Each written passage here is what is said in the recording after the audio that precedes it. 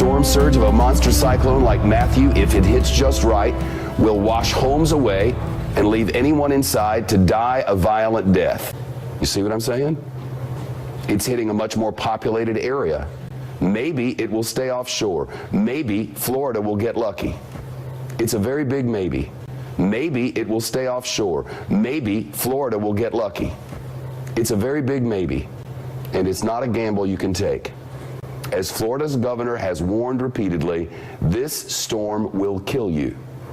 It will kill your children, it will kill your pets, and everyone you know who wants to mess with it. Typhoon Chaba is a beast of a storm. It is the equivalent of a Category 5 hurricane on the Saffir-Simpson scale, winds 165 miles per hour. Super Typhoon Chaba is a beast of a storm. It is the equivalent of a Category 5 hurricane on the Saffir-Simpson scale, winds 165 miles per hour. This morning, Bermuda is a bullseye in the projected path of Hurricane Nicole. This is what the dangerous Category 4 hurricane looks like from the International Space Station. Nicole has maximum sustained winds of up to 130 miles an hour. It is expected to make landfall a little bit later today. And all eyes, at least my eyes, and now your eyes are going to be in the Pacific Northwest. When you take a look at this pummeling they're about to receive, it's going to be brutal through the weekend. Strong winds can be expected. They're going to roar through those mountain passes. Tree damage, all but a certainty. Heavy rainfall, that's going to be an issue too. So flooding, mudslides, it is really the lions, tigers, and bears of rough weather you can expect.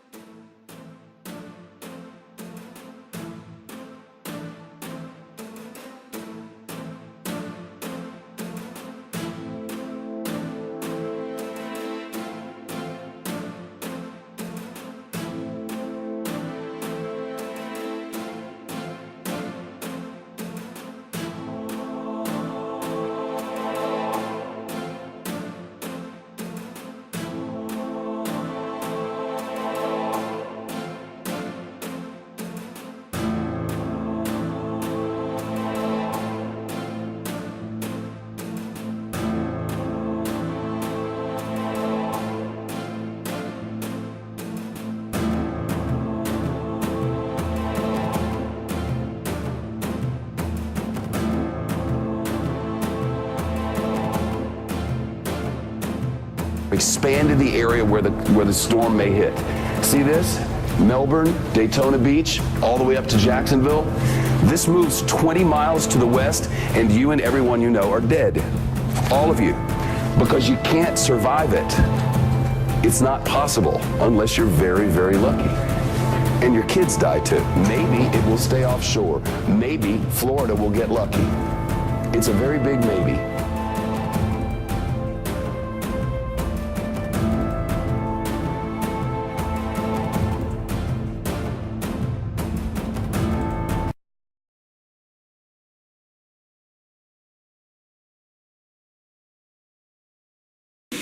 Hurricane Matthew making landfall in the Bahamas before the sun could show the damage.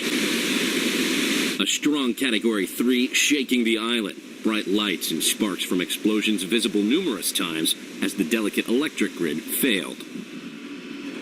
The morning light shows the aftermath. One hotel facade ripped off, exposing the rooms inside. Trees snapped like twigs, now blocking many roads. Hammocks and mattresses stuck in trees. Boats wrecked on dry land. And the demand for fuel is high. Crowds swarm. Limited working gas pumps. Hurricane Matthew has already left a lethal imprint on Haiti, killing more than 800 people and leaving tens of thousands homeless. Now it is moving on, heading up the Atlantic coast through Georgia, South Carolina, and into North Carolina. That this is the hand of the Lord, and He is going to move. That this is the hand of the Lord, and He is going to move. For we know that all things work together for good. I am not discouraged at all.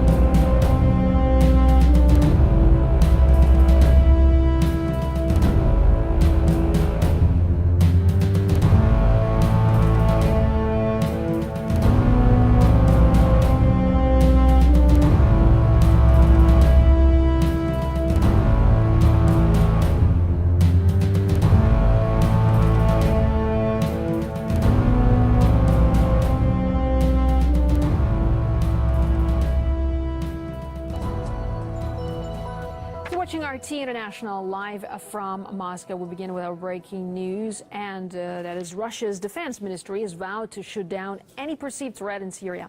It follows a wave of claims in the foreign press that the White House is considering direct airstrikes on Syrian army positions. Let's now discuss this with RT's Daniel Hawkins, who joins me live from central Moscow. So, Daniel, tell us a bit more about this latest development. It's quite a worrying and a serious development, Marina, I have to say. It follows a marked change in attitude from the Washington administration. John Kerry himself was actually in support of limited strikes against Assad back in 2013. He then switched to a more diplomatic outlook, and now it seems there has been yet another change of course. Washington, according to media sources at least, plans to hit Assad forces with strikes on the Syrian Air Force's airfields with cruise missiles and other long-range weapons. Now, this has understandably left the Russian Ministry of Defense quite concerned. They have personnel at the Khmeimim Air Base, the Tartus Naval Base, and indeed throughout Syria. Now, they've deployed a S-400 missile defense system. This is a defensive system designed to shoot down aerial targets such as cruise ballistic missiles and also airplanes and helicopters. Russia, of course, sees a grave threat to its personnel in these latest plans to target Assad's forces. And the Russian Ministry of Defense certainly didn't beat about the bush in warning of the consequences of such plans. Let's take a listen.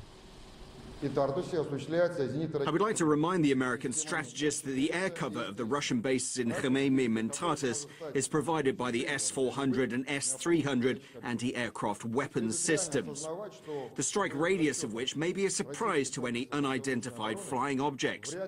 I should really acknowledge that the Russian anti-aircraft defenses won't likely have time to figure out through a direct line where the weapon's going or who it belongs to. This worrying development has taken place over the last 2 weeks following the collapse and then suspension of the bilateral talks on Syria between Russia and Washington. The French foreign minister, as we heard earlier, is in talks currently with the Russian foreign minister and will travel to Washington tomorrow to talk to his American counterpart. So it's hoped that not all hope is lost for some sort of de-escalation and dialogue here after what is a pretty worrying development in Syria.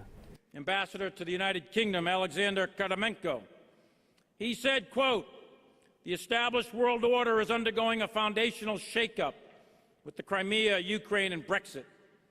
He went on to call for the dismantling of NATO and the European Union. And he said, quote, "Russia can now fight a conventional war in Europe and win. Russia is the only country that will remain relevant forever. Any other country is dispensable, and that includes the United States. We are endgame now," end quote. He said that all just 30 days ago. Bluster? Hubris? Bravado? Or does he mean what he says? Does he believe it? And more importantly, do the leaders in the Kremlin believe it? Well, history tells us to be careful.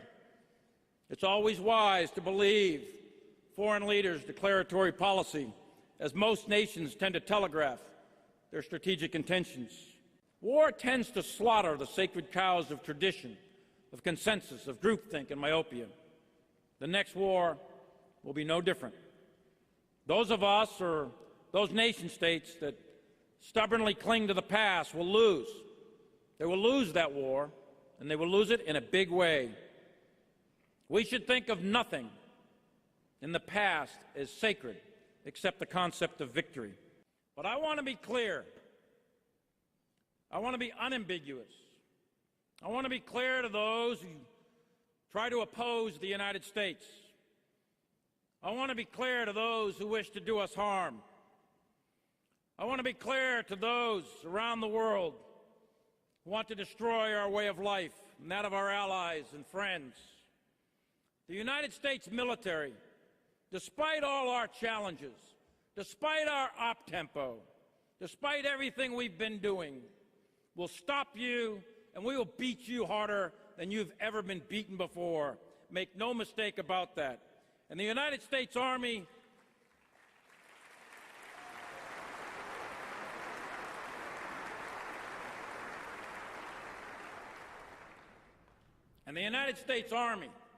is America's combat force of decision. And when the political leadership of the United States decides to deploy its army, and when we show up on your turf, and you know the game's for real, and the stakes are for keeps.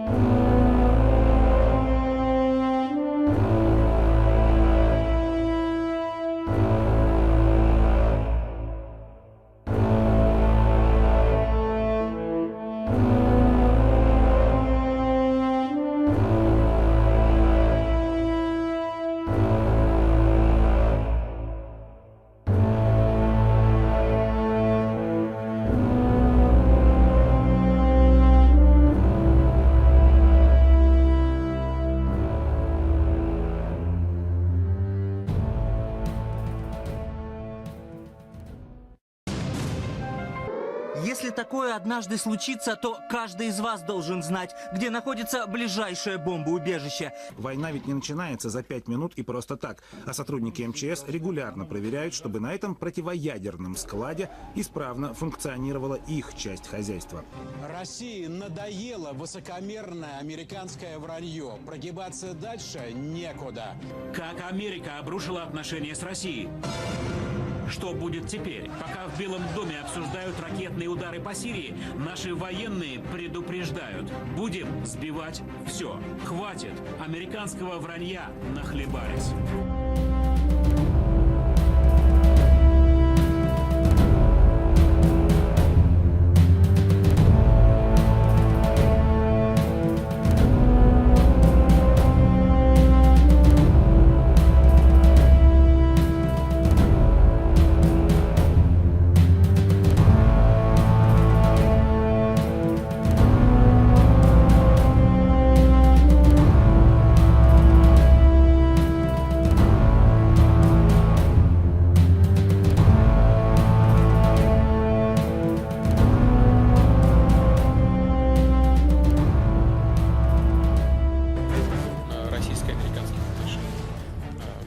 Это не наш выбор. Мы к этому никогда не стремились. Наоборот, мы хотим иметь отношения дружеские. Will the public know? Hope not.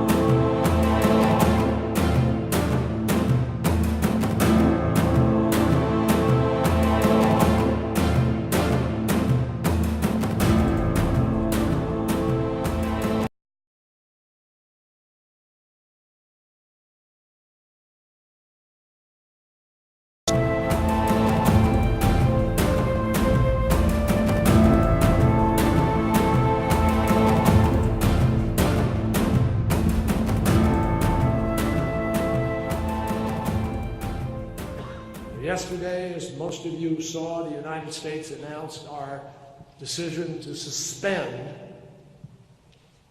the bilateral discussion with Russia on the reinstitution of the cessation of the hostilities agreement, a decision that, believe me, does not come lightly.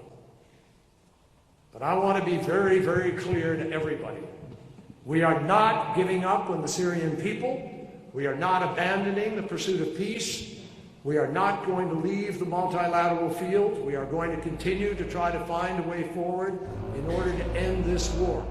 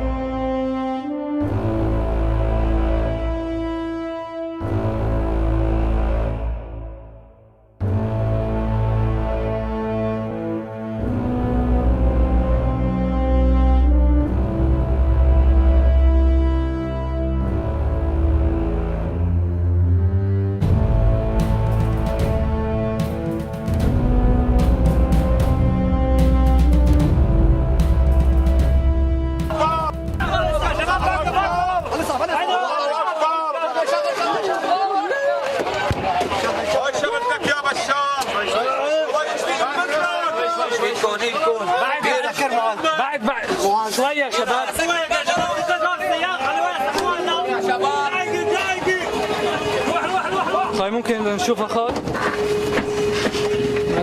يا معلم.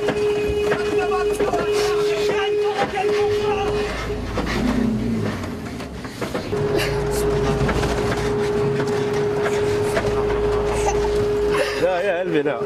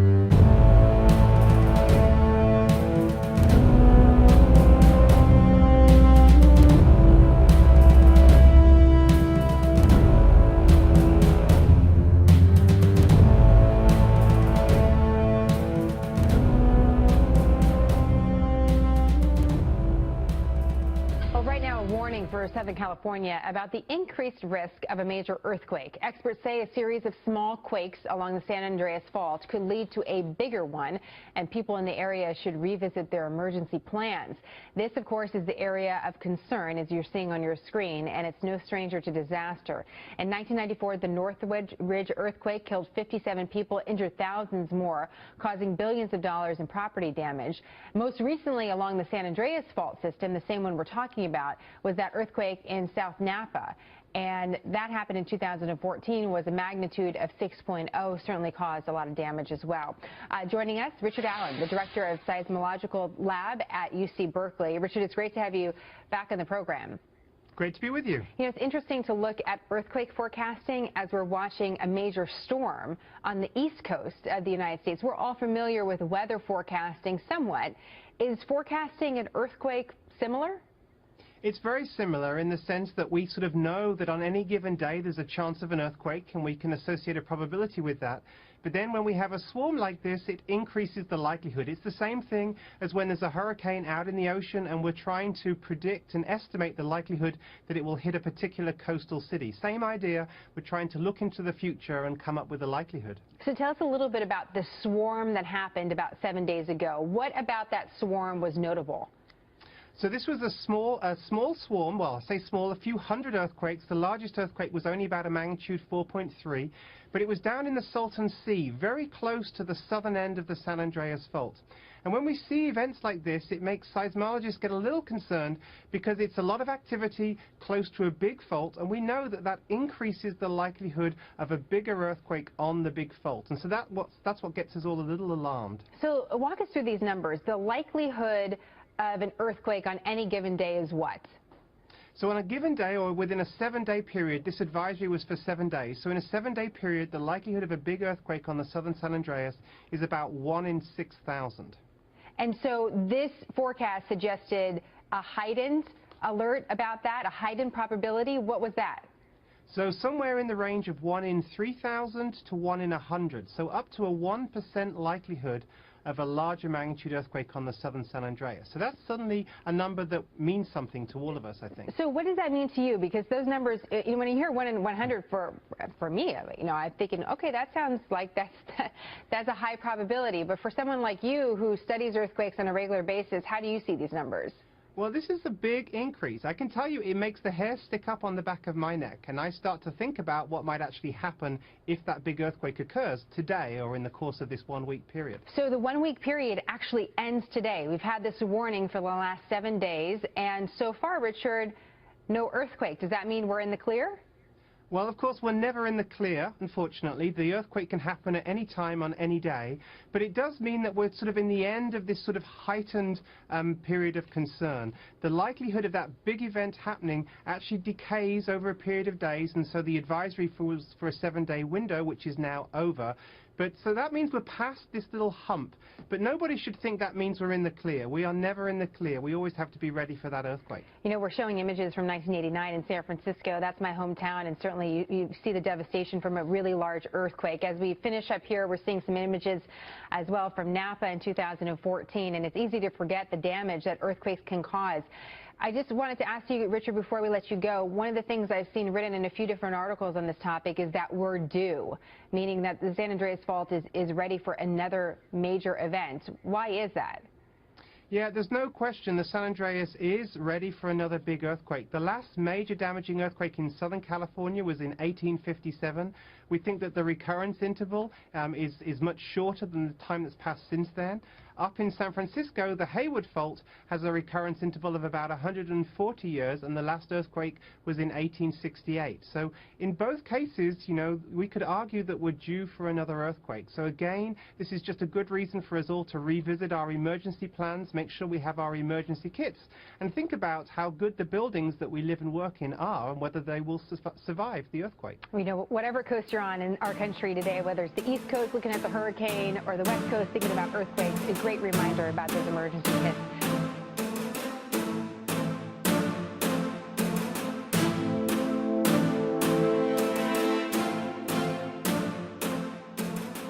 In California is long overdue for a major earthquake, like more than 100 years overdue. But scientists just made a discovery that might tell us why the fault has been so quiet. It's called the Salton Trough Fault, and it lies along the northeastern edge of the Salton Sea in Southern California. The fault line is underwater, so scientists didn't find it until recently. Scientists believe the Salton Trough could be absorbing strain from San Andreas. That might explain why a major earthquake hasn't occurred along the San Andreas in more than 300 years. And Southern California has been waiting for the big one. A series of small earthquakes earlier this year caused worry among residents and scientists. The big one is a hypothetical earthquake with a magnitude predicted to be greater than 7. Southern Californians have anticipated such a quake for a long time. But scientists say the Salton Trough still needs to be researched. When that series of small earthquakes hit San Andreas earlier this year, one seismologist noted the lack of records on the Salton Trough makes it difficult to see if the two faults affect each other at all.